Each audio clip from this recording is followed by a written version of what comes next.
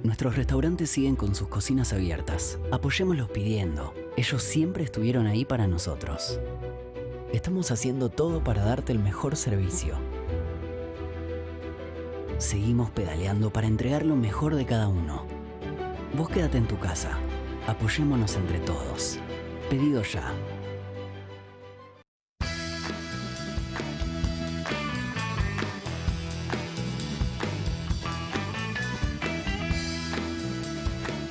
Quedó una pregunta pendiente para Fernando.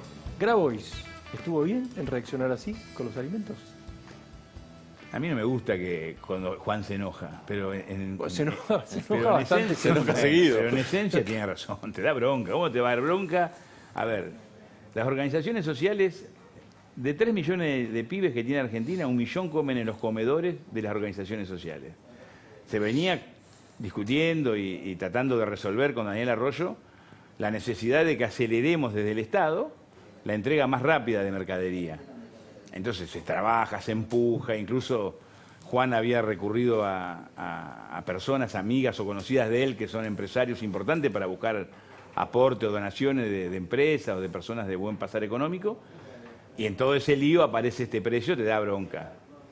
Entonces me parece que lo que tenemos que rescatar, Juan es una persona honesta, comprometida, se calentó. Bueno, eso lo podemos cuestionar, pero no perdamos de vista el fondo. ¿Por qué y es verdad, Chino, que ustedes pueden ser proveedores. Yo te lo decía antes, que las organizaciones sociales podrían participar. Ustedes están en esa instancia de competir. Es muy difícil. Puede ser la agricultura familiar, si se organiza, puede proveer al Estado de productos, verduras, fruta, hortalizas, de buena calidad y a buen precio. Pero estamos hablando de cantidades. A ver, nosotros tenemos productores o emprendimientos de todo tipo, Supone que ahora están haciendo barbijos, pueden hacer fideos, pero estamos hablando de 700.000, 800.000, 500.000.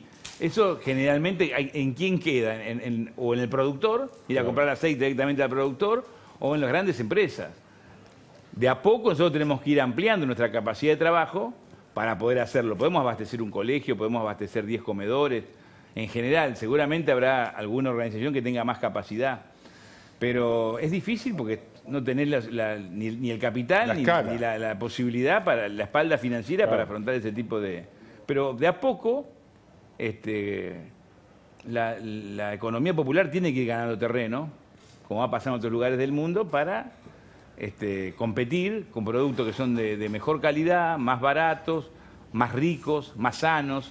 Todo este tema de la pandemia va a construir otro mundo. Otro mundo, claro. Hoy todos queríamos ir a una ciudad. Yo creo que hay muchos que ya están pensando, che, ¿por qué no nos vamos a vivir en una pequeña población a 300 kilómetros? Yo antes consumía esto, bueno, ahora voy a consumir lo otro.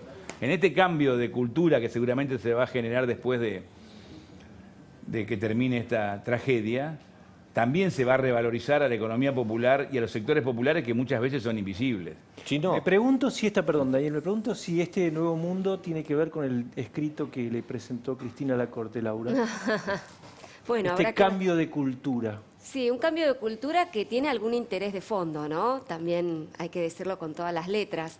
¿Cuál es el interés y cuál es la intención de Cristina Fernández de Kirchner? La intención de Cristina Fernández de Kirchner es que el Senado sesione de manera virtual. Ella sostiene de que hoy el reglamento habilitaría para situaciones excepcionales realizar sesiones vía virtual, pero teme que haya personas que cuestionen este tipo de sesiones, ergo, que cuestionen las leyes que se sancionen durante esas sesiones, a ver si se entiende. Es decir, si se llega a sancionar el proyecto de ley que se está elaborando recién, mal llamado impuesto patria, porque no es el impuesto patria, es un proyecto a las grandes fortunas y a las grandes ganancias. Está trabajando Carlos Heller, presidente de la Comisión de Presupuesto de la Cámara de Diputados, y otros legisladores. Seguramente lo tendrán listo para el fin de semana. Lo cierto es que es un proyecto de ley que ha generado bastante revuelo en determinados círculos económicos y políticos. El gobierno, por ejemplo, el Poder Ejecutivo, no sabemos si está a favor o en contra. No está muy claro, porque el presidente Alberto Fernández ha dicho que a él le gusta ese proyecto, pero que bueno, que es competencia del Congreso definirlo. Pero, ¿qué te dicen desde el Congreso? Nosotros no vamos a sacar ninguna ley que el Poder Ejecutivo no quiera, con lo cual ahí se tira la pelota mutuamente. Entonces hay que ver un poco, como decía el Chino, hay que ver la letra fina del proyecto, hay que ver cómo viene, pero lo cierto es que Cristina está preparando el clima, está preparando el momento para sesionar y quiere garantizarse de que nadie declare nula o inconstitucional una ley que salga de una sesión virtual. Por eso es que hace esta petición a la Corte, una acción declarativa de certeza, para que quede claro de que esas sesiones son perfectamente legales. Ayer decíamos que el mejor camino es que el Congreso y cada una de las cámaras modifique sus reglamentos para permitir este tipo de sesiones virtuales. Hoy no están habilitadas, pero eso la verdad es que sería un trámite parlamentario largo. No sé si largo, pero engorroso y sin un final certero. Lo que hace Cristina es un atajo. Voy a la Corte que me diga, se puede sesionar, es legal, entonces con eso yo me protejo de que las leyes que vayan a salir del Parlamento no van a poder ser cuestionadas. Y ella lo dice en el escrito. Ella teme que vaya a haber personas que no están de acuerdo con algunos proyectos, léelo entre líneas, el proyecto de las grandes fortunas, y que lo cuestionen ante la justicia. ¿Y qué piensa la Corte, Capielo, de este pedido? Primero te cuento un poquito lo que me estaban diciendo algunos constitucionalistas. Me dicen, ¿puede efectivamente presentarse un recurso como el que está contando Laura para que la justicia te dé certeza sobre la constitucionalidad de un procedimiento? ¿Pero por qué a la Corte? Que vaya un juez de primera instancia, que el juez de primera instancia falle, que vaya a la Cámara, que la Cámara después eventualmente llegue a la Corte. Ese sería el camino. ¿No? Pero bueno, pero es el camino. Es el procedimiento. Porque la Corte tiene arreglado cuáles son las cuestiones de su competencia originaria. Hay 2 artículos de la Constitución que dice cuáles son los casos en lo que la Corte es específicamente competente de entrada. Y no hay nada con respecto a esto. ¿Qué dice la Corte? La Corte, obvio que no dice nada, porque todavía no hay caso, no llegó esto, llegó recién hoy a la Corte, pero en principio algunas opiniones la verdad es cuestión de otro poder, que lo resuelva otro poder. Una respuesta de lo que puede llegar a pensar la Corte lo podemos encontrar en una acordada que la Corte firmó ayer a las 11 de la noche, donde la Corte estableció una reforma de su propio reglamento y dijo que podía sesionar la Corte haciendo acuerdos virtuales y dando la posibilidad de firmar sus acordadas de manera electrónica o digital. O sea, la Corte dándose un reglamento y cambiando su funcionamiento. Esto lo hizo en una acordada que lleva el número 11.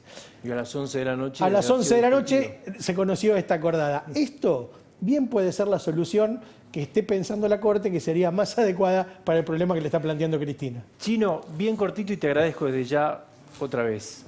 ¿Hace bien Cristina estar callada?